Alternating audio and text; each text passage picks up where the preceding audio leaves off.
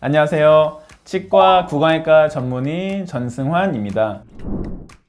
사랑니는 무조건 큰 병원 가야 된다, 대학병원 가야 된다 하는 인식들이 조금 있는 것 같은데 원장님이 보시기에는 좀 어떠신가요? 사실 이제 사랑니가 이제 여러 가지 이유로 대학병원이나 큰 병원으로 의뢰되는 경우들이 많은데 그중 가장 큰 이유 하나가 사랑니 뿌리가 신경관과 근접해 있다는 이유일 것 같아요. 근데 발치를 위해서 대학병원을 가신다 하더라도 그 가까워진 신경관이 멀어지는 것도 아니고 대학병원에 대단한 기계가 있는 것도 아니고 사랑니 발치에 고수가 있는 것도 아니기 때문에 사실 환자분들 입장에서는 굳이 꼭 사랑니 발치를 위해서 힘들게 대학병원을 가셔야 될 이유는 없는 것 같습니다. 사랑니는 어떤 경우에 빼야 할까요? 이것도 환자분들마다 좀 상황이 다르긴 한데 대부분의 경우는 사랑니가 필요 없는 치아죠. 아주 드물게 사랑니가 다른 치아들처럼 정상적으로 맹출이 되고 관리가 잘 되는 분들이 있어요. 그런 경우는 사실 뽑을 필요가 없겠죠. 근데 대부분의 환자분들은 사랑니가 누워나거나 잇몸을 붓게 만들거나 앞쪽 치아를 썩게 만들거나 여러 가지 문제를 일으키거든요. 그래서 그 문제를 일으킨다면은 지체하지 말고 뽑는 게 좋죠. 그리고 환자분들은 안 아프면은 안 뽑으시려고 하는데 사실은 안 아프더라도 앞으로 문제를 유발시킬 가능성이 있다거나 환자분들을 한 번이라도 좀이라도 불편하게 만든 적이 있다면은 발치를 하는 것이 좋죠. 어떤 경우가 사랑니 발치를 하기에 좀 어려운 케이스일까요? 사랑니 발치가 보통 얼마나 잇몸뼈에 매복이 돼 있냐에 따라서 이렇게 나누어지긴 하거든요. 완전 매복, 복잡 매복, 단순 매복 이렇게 나누어지긴 하는데 사실 매복된 정도가 그 난이도를 결정하지는 않는 것 같아요. 개인적인 경험상 사랑니 발치가 얼마나 어려워질 것이냐 세 가지 요인이 있는데 첫 번째 환자분의 나이, 두 번째 사랑니 뿌리의 생김새, 휘어져 있는 정도라든지 굵기 정도, 그리고 세 번째 그리고 환자분의 개구량, 입이 얼마나 벌어지냐 요 차이인 것 같아요. 첫 번째 환자분의 나이는 20대 환자분들의 사랑니를 뽑는 것과 30, 40대 사랑니를 뽑는 게 사실 달라요. 그 이유가 사랑니가 잇몸뼈와 붙어있는 정도, 유착의 정도가 있는데 이게 사실 나이대별로 달라지거든요. 20대 환자분들은 사랑니가 아무리 깊게 있어도 잇몸뼈를 제거하고 약간 노출시켜주면 쉽게 나와요.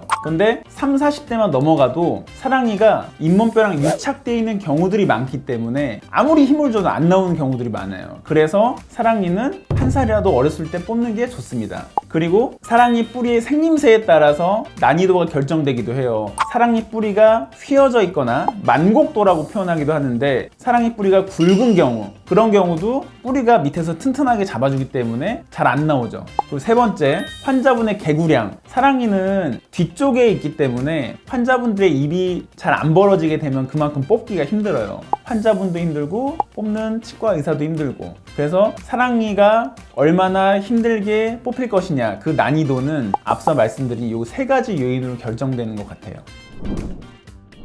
대학병원이랑 일반 병원이랑 발치 비용의 차이가 좀 있을 수 있나요? 우리나라에서는 사랑니 발치라는 진료 항목이 건강보험으로 보장이 돼 있어요. 다만 1차 의료기관이냐 3차 의료기관에 따라서 이제 건강보험 수가가 가산되는 정도가 차이가 있어서 약간의 차이는 있을 것 같긴 해요. 개인 병원 간에 사랑니 발치를 하는 경우도 비용 차이가 있을 수 있는데 이제 대표적으로 이제 지혈제 사용 여부에 따라서 수가가 좀 차이가 날 수도 있을 것 같기는 해요.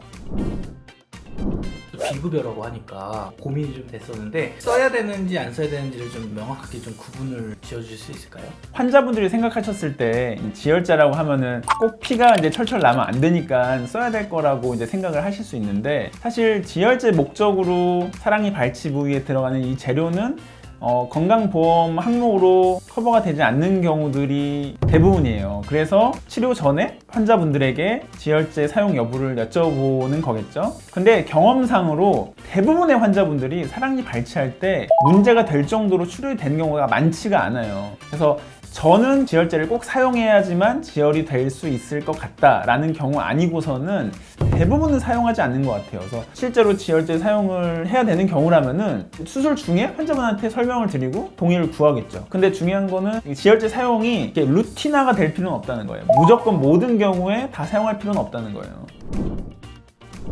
사랑니 발치를 고민하시는 분들께 해주시고 싶은 말씀이 있다면 부탁드리겠습니다. 사실 사랑니 발치가 치과에서는 아주 일상적으로 이루어지는 진료긴 해요. 근데 경우에 따라서 어떤 병원에 가셨는데 이제 거기서는 사랑니 발치가 불가하다고 하셔가지고 뭐 대학병원을 가셔야 된다 이런 얘기를 들으시는 분들이 많은데, 그래서 이제 대학병원은 뭐 어디로 가야 할지, 또 예약은 잘 안 되고 또 진료 받기는 어렵고, 그래서 고민이신 분들이 많으실 수 있는데, 요새는 저처럼 구강외과를 전공한 원장님들도 많이 계시고 사랑니 발치를 전문적으로 좀 하실 수 있는 그런 치과를 가셔서 진료를 보시면은 크게 어렵지 않게 사랑니 발치를 해결할 수 있을 거라고 생각을 합니다.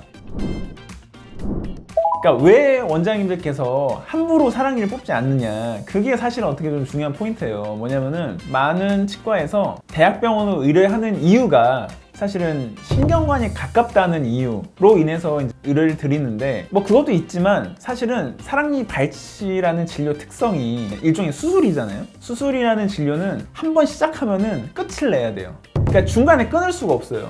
나눠서 할 수도 없어요.